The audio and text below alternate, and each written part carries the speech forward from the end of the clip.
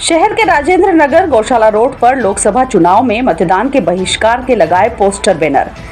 स्थानीय लोगों का कहना है कि मंदिर मस्जिद के पास नियमों की अनदेखी कर नई शराब की दुकान लगाई गई है। बहन बेटी की सुरक्षा के नाम पर सरकार का छलावा प्रशासन नहीं हटा सका। शराब की दुकान जब तक नहीं हटेगी, नेतागण वोट मांगने नहीं आए।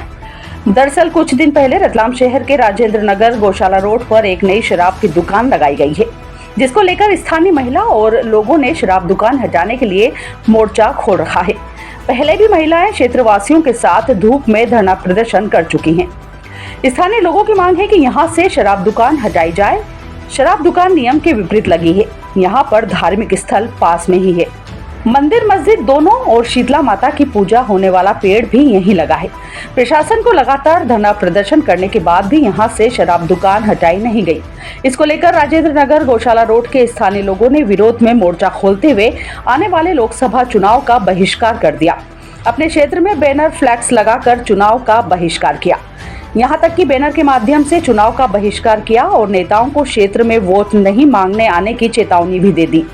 स्थानीय लोगों का कहना है कि पहले शराब दुकान हटेगी, उसके बाद ही कोई नेता हमारे पास आए। इस बात को लेकर आप लोकसभा चुनाव का बहिष्कार कर रहे हैं। हम ये शराब की दुकान के लिए बहिष्कार कर रहे हैं। 1 महीने से ज़्यादा हो गया है। हम कब से परेशान हो रहे हैं और शांति से हम ये चाहते हैं कि हट जाए, लेकिन सरकार का ध्यान इधर आ ही नहीं रहा। हमें खाली आश्वासन पे आश्वासन दिए जा रही है। किस तरह विरोध कर रहे हैं अब आप? हम शांतिपूर्ण विरोध कर रहे हैं अभी तो। क्या आप अपने चुनाव को बहिष्कार के पर्चे वगैरह बैनर लगाए हैं? सब कुछ करे हम सब जनगण ने एक साथ होके करा है। अच्छा, बैनर पे एक चीज आपने लिखी है कि सरकार बेटी और हमें आश्वासन दिया, उन्होंने 3 से 4 बार दे चुके हैं कि ये दुकान हटा देंगे, अब नहीं रहेगी। 1 महीना हो गया आप लोगों को विरोध करते हैं। कितनी बार आपने विरोध किया? किस किस को आपने अपनी मांग रखी? हमने 3 बार विरोध करा है। फर्स्ट टाइम हमने जब विरोध किया था तो हमें पुलिस आई और उन्होंने बोला कि आप कलेक्टर में ज्ञापन दें और प्रशासन को इसके बारे में जागरूक करें। तो सबसे पहले हमने कलेक्टर में दिया, फिर हमने नगर पालिका में भी दिया और विधायक भवन में भी जाके दिया। फिर उन्होंने बोला कि आपको 2 हफ्ते भर का समय दिया जाता है, उसके बाद अपन करते हैं। फिर हफ्ते भर के बाद भी कुछ नहीं होने के बाद फिर हम लोग ने फिर फिर इस आंदोलन किया। फिर तहसीलदार सर आए और उन्होंने हमसे हफ्ता भर का समय मांगा। 4 डे का समय मांगा और हमने हफ्ता भर का समय दिया उसके बाद उनको। उसके बाद भी कुछ नहीं हुआ तो फिर हम तीसरी बार बैठे तो बोले कि हम जांच करेंगे और आपको बताया जाएगा, जांच करके बता दें। तो जांच करने में वो बता रहे हैं कि आपका मंदिर रजिस्ट्रेशन नहीं है।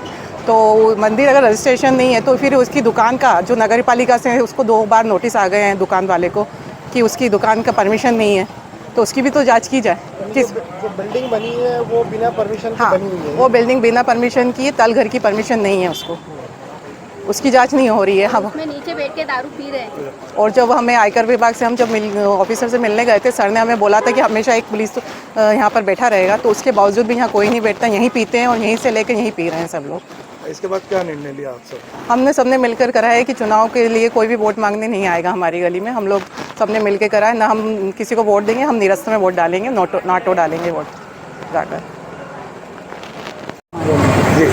हाँ, दशा माता की जो पूजा हुई थी उसके 1 हफ्ते के अंदर हमारे पास सारे फ़ोटो हैं। उनने उस मंदिर पेड़ को जलाने की कोशिश करी और 5 मिनट में हमने सब पेड़ बुझाए, उसके सारे धागे वागे सब जल गए थे। जो सालों से पूजा कर रहे हैं, अगर उस पेड़ की भी रक्षा नहीं हो सकती तो फिर सनातन धर्म की रक्षा के लिए कौन आगे आएगा? इसलिए हम लोग सब महिलाएं सालों से सारी महिलाएं हम लोग वहीं पूजा कर रहे हैं और आज हम सब इसीलिए इकट्ठे हुए हैं कि आज तक नहीं और आज पेड़ में आग हफ्ते भर के अंदर आग लगा दी थी उसमें। अच्छा, बैनर पे लिखा है कि महिलाओं के साथ बेटियों के साथ छलावा, किस तरीके का छला हुआ? इस तरह का सर कि हर बार हमें 4 दिन, 5 दिन, 6 दिन का समय दिया जा रहा है और ये छला हुआ है। और कभी ये तो हमारी संस्कारों के हिसाब से ही गलत चीज़ है ना पूरी। जब यहाँ जब शॉप खुली थी तब मान लो कि यहाँ पे जनसंख्या कम थी, पर आज जनसंख्या इतनी है कि हम बच्चे हैं, ऑटो स्टेशन है, तो ये हमारा छला हुआ ही है ना। लेडीज़ कहाँ से जाएंगी? और हर बार आपको नया समय, नया टाइम, और अब नया बात कह दी कि आपका मंदिर का वो रजिस्ट्रेशन नहीं है, तो आप दुकान का रजिस्ट्रेशन मांगिए ना, आप दुकान का भी तो देखिए। सरकार लाडली बहना योजना में आपका साथ देती रही है महिलाओं। उस योजना से हमें क्या फ़ायदा? उस योजना से हमारे क्या सुरक्षा मिल रही है? पैसों से क्या सुरक्षा मिलती है, आप ये बताइए। आपने बहिष्कार चुनाव का बहिष्कार का जितनी लेडीज़ें खड़ी है इनके घर में से सभी लोग चुनाव नाटों में डालेंगे जाके वोट। जितने भी एक एक घर के सदस्य है, सब अपनी महिला, एक एक घर से एक महिला है, सब अपना तो उस किसी भी पार्टी को जाएगा। मतलब आपका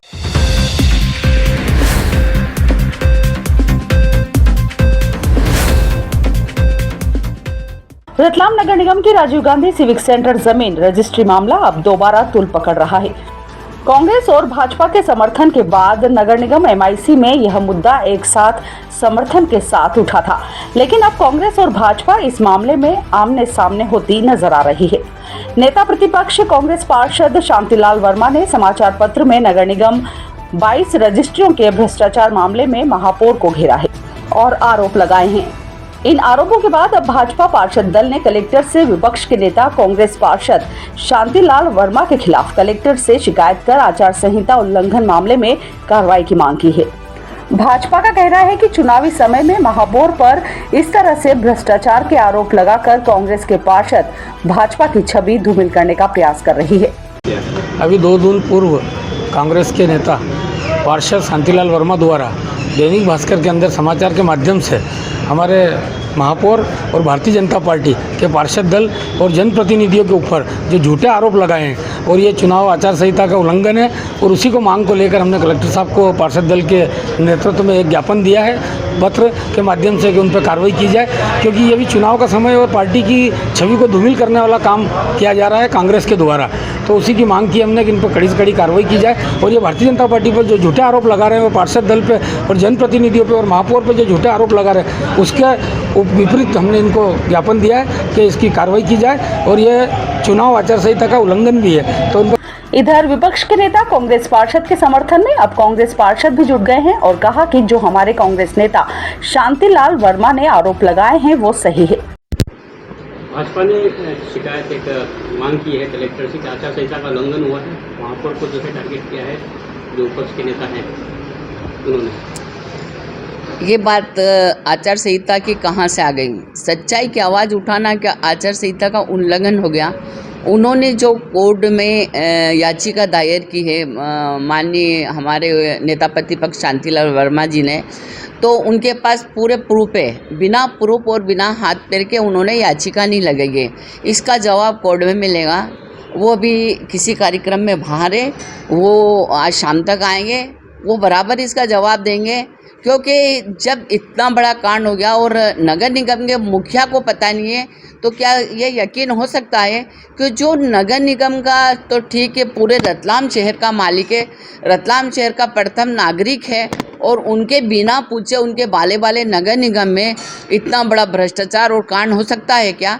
तो जो तथ्य सही होंगे और तथ्यों के माध्यम से और सबूतों के माध्यम से ही उन्होंने याचिका लगाई है। इनका आरोप निराधार है।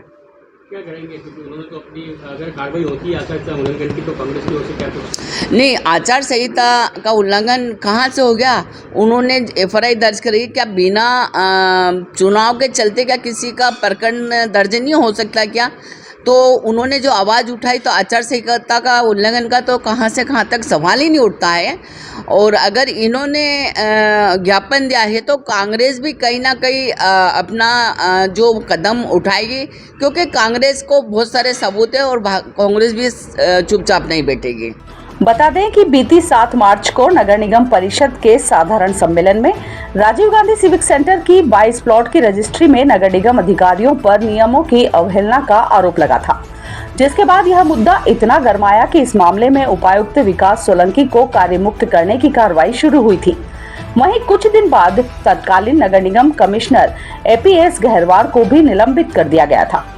इतना ही नहीं, इस मामले की शिकायत लोकायुक्त में भी पहुंच गई है। लोकायुक्त अधिकारी भी इस मामले में जांच के लिए रतलाम आ चुके हैं, लेकिन इस मामले को एक साथ समर्थन देकर इस मुद्दे को उठाने वाले कांग्रेस भाजपा पार्षद आमने सामने हो गए हैं। देखना यह होगा कि अब यह मामला आगे क्या मोड़ लेता है।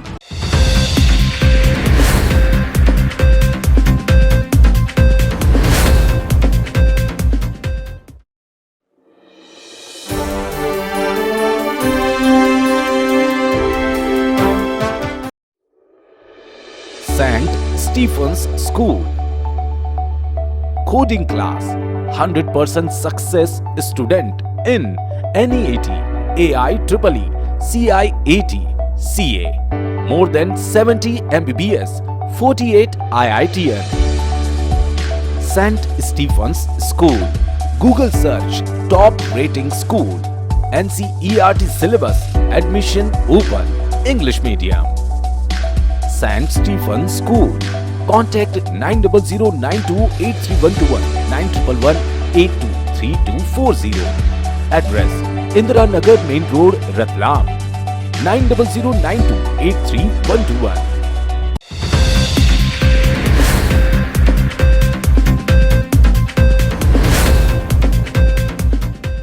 श्री साईं सेवा समिति ट्रस्ट शास्त्री नगर द्वारा श्री साईं बाबा मंदिर का 33वां प्राण प्रतिष्ठा महोत्सव मनाया जाएगा। महोत्सव की शुरुआत 1 मई से होगी। 7 मई को भंडारा होगा। भंडारे में हर बार की तरह 1 लाख से अधिक श्रद्धालु जन प्रसादी ग्रहण करेंगे। इसके पहले साईं पालकी यात्रा शहर में निकाली जाएगी। पालकी यात्रा में टीवी कलाकार साईं बाबा का रूप धारण कर शामिल होंगे, तो सुसज्जित पालकी में साईं बाबा की प्रतिमा विराजित रहेगी। विशेष आकर्षण कालिया नाग के ऊपर श्री कृष्ण जी का नृत्य रहेगा। महोत्सव को लेकर श्री साईं सेवा समिति ट्रस्ट पदाधिकारियों ने रविवार को साईं मंदिर में पत्रकार वार्ता में कार्यक्रम की जानकारी दी। ट्रस्ट अध्यक्ष डॉक्टर प्रदीप कोठारी संदीप कोलंबेकर ने बताया, हर वर्ष की तरह इस बार भी श्री साईं बाबा का प्राण प्रतिष्ठा महोत्सव धूमधाम से मनाया जाएगा। 1 मई से 7 मई तक अनेक धार्मिक आयोजन होंगे। प्रतिदिन श्री साईं महाभिषेक शिरडी के पंडित अनिल कलोरे द्वारा करवाया जाएगा। प्राण प्रतिष्ठा महोत्सव में पहली बार चित्रकला व नारियल सजाओ प्रतियोगिता के अलावा भक्ति नृत्य प्रस्तुति का कार्यक्रम होगा। चित्रकला प्रतियोगिता 1 मई को प्रातः 10 बजे से 12:30 बजे तक अलग अलग आयु वर्ग के लिए होगी। 2 मई को प्रातः 10:30 बजे से 12:30 बजे तक नारियल सजाओ प्रतियोगिता होगी। 6 मई को भक्ति नृत्य प्रस्तुति रात्रि 8 बजे से 10 बजे तक होगी। भक्ति नृत्य कार्यक्रम में बाल कन्याओं, युवतियों एवं महिलाओं हेतु भक्ति नृत्य प्रस्तुति का आयोजन किया जाएगा। नमस्ते, मैं डॉक्टर प्रदीप कोठारी, मैं श्री साईं सेवा समिति का अध्यक्ष हूँ और ये बहुत ही प्रसन्नता का विषय है कि बाबा के प्राण प्रतिष्ठा उत्सव का 33वां वर्ष है और हमारे भंडारे का भी 33वां वर्ष है। अब सभी लोगों के सहयोग से और रतलाम के साईं भक्तों के सहयोग से ये भंडारा होता है, सारे कार्यक्रम होते हैं। नगर के जो साईं भक्त थे वो बहुत ही उत्साह से इसके अंदर भाग लेते हैं। नगर की जो काफ़ी संस्थाएं हैं उनका काफ़ी सहयोग मिलता है हमको।